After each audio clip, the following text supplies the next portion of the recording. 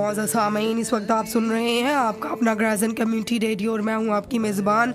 حافظہ زارا بطول۔ جی، حضرت محمد صلی اللہ علیہ وآلہ وسلم کی شان مبارک کے اوپر میں کچھ اشعار پیش کروں گی کہ سکون پایا ہے بے کسی نے، حدود غم سے نکل گئی ہوں، خیال حضرت محمد مصطفیٰ صلی اللہ علیہ وآلہ وسلم جب آ گیا ہے تو گرتے گرتے سنبھل گئی ہوں، کبھی میں صبح ازل گئی ہوں، کبھی میں شام ابد گئی ہوں، تلاش حضرت محمد مصطفیٰ صلی اللہ علیہ وسلم میں کتنی منزل خدا ہی جانے نکل گئی ہوں۔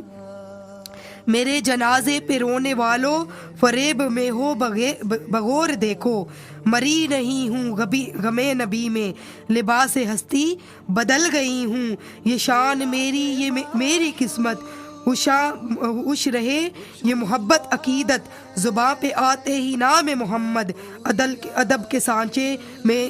ڈھل گئی ہوں۔ اور شاعر کہتا ہے محمد مصطفیٰ صلی اللہ علیہ وآلہ وسلم کا نام وہ اسم اعظم ہے، جہاں کوئی نہ کام آئے وہاں یہ کام آتا ہے، محمد مصطفیٰ کا نام جب میرے لبوں پر رقص کرتا ہے، لہو بھی میری شریانوں کے اندر رقص کرتا ہے، میری بے چین آنکھوں میں وہ جب تشریف لاتے ہیں، تصور ان کے دامن سے لپٹ کر رقص کرتا ہے۔ آقا علیہ الصلوۃ والسلام کے بارے میں صحابہ کرام فرماتے ہیں صحرا میں تپتا صحرا تھا، پیاس کی وجہ سے ہمارے زبانیں جانوروں کی زبانیں باہر آ گئی، حضور کے چہرے کو دیکھا، فریاد ڈالی یا رسول اللہ صلی اللہ علیہ وسلم پانی نہیں مل رہا، نظر کرم فرمائیے، یا رسول اللہ ہی انظر حالنا، ہمارے اوپر نظر کرم کیجئے۔ اتنی دیر میں سرکار دو عالم صلی اللہ علیہ وسلم نے پیالہ منگوایا اور اپنی انگلیوں مبارک کو پیالے میں رکھا، اور شاعر کہتا ہے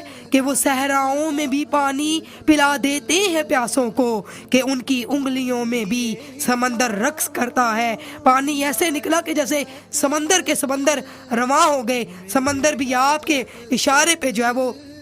چلتا ہے، آپ پر کائنات کی ہر چیز آپ کا ذکر کر رہی ہے، آپ پر درود و سلام پڑھ رہی ہے، اور وہ رب جو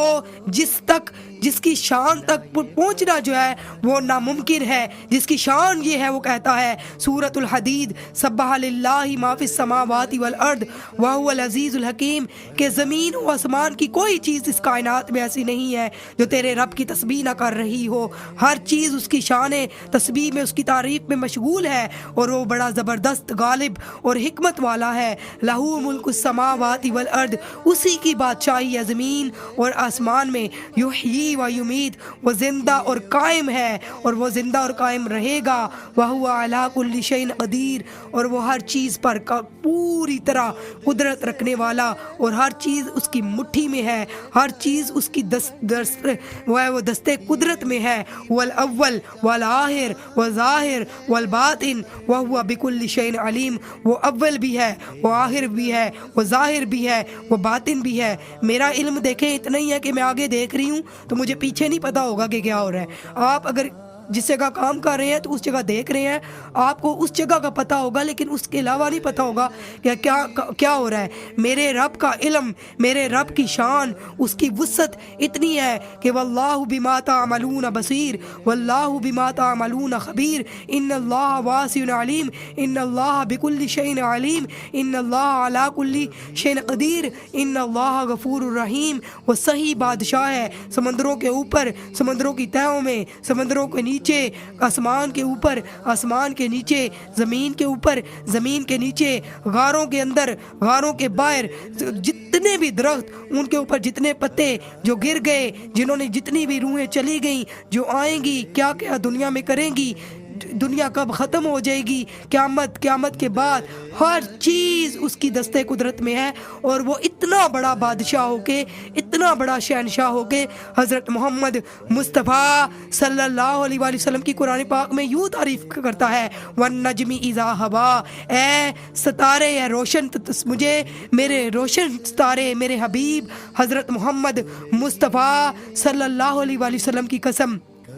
والنجم اذا هوى ما ضل صاحبكم وما غوى وما ينطق عن الهوى ان هو الا وحي يوحى علمه شديد القوى ذو مرة فاستوى وهو بالافق الاعلى ثم دنا فتدلى. خدا کی قسم یہ قرآن نعتیں پڑھ رہا ہے آقا علیہ الصلوۃ والسلام کی. ثم دنا فتدلى فكان قاب قوسين او ادنى اوحى الى عبده ما اوحى ما كذب الفؤاد ما رأى. کون کہہ سکتا ہے کہ حضرت محمد مصطفیٰ صلی اللہ علیہ وسلم کی شان کے بارے میں کون سی زبان ہے جو ان کی تعریف بیان کر سکے. تو یا رسول اللہ صلی اللہ علیہ وسلم ہماری اس محفل کو اپنی بارگاہ میں قبول فرمائیں اور ہمارے اوپر نظر کرم فرمائیں. آج کے دن کوئی بھی امتی آپ کا خالی نہ رہے. جو بیمار ہے جو پریشان ہے سب کے اوپر نظر کرم کریں اور ہمارے دل کا حال بدل جائے اور ہمیں عشق رسول صلی اللہ علیہ وسلم نصیب ہو جائے. ہماری زندگی آپ کی سیرت کے مطابق ڈھل جائے. قرآن کہتا ہے یا ایھا النبی انا ارسلناک شاہدا ومبشرا ونذیرا انا اعطیناک الکوثر فصل لربک وانحر ان شانئک ھو الابتر. ہم نے آپ کو خیر کثیر عطا کر دیا اور یقین کریں یہ سورۃ الکوثر کے اتنے معجزات ہیں. کہتے ہیں کہ جو دن میں اس کو 100 مرتبہ پڑھ لے, اس کو جن کو اولاد کی خواہش ہے, جو مال کی خواہش رکھتے ہیں, کسی بھی کوئی بھی جائز ایسی خواہش جن کے رشتے نہیں ہو رہے یا جن کو کوئی ایسی بھی پرابلم ہے, کوئی بیماری ہے یا کچھ بھی دل میں حاجت رکھ کے اول آخر درود پاک پڑھے. نماز فجر کے بعد اس کو زیادہ روایت اس لیے کیا گیا علماء سے کیونکہ اس ٹائم سکون ہوتا ہے, شور نہیں ہوتا, تو انہوں نے کہا کہ اس ٹائم پڑھیں. لیکن کسی بھی آپ کو ٹائم نہیں ملتا تو کسی بھی ٹائم آپ چلتے پھرتے جو ہے سورہ کوثر کو 129 مرتبہ اگر آپ پڑھیں تو کوئی بھی آپ کا ایسا مقصد ہوگا انشاءاللہ اللہ رب العزت اس کو اپنے حبیب علیہ الصلوۃ والسلام اور ان کی آل کے صدقے میں قبول کرے گا.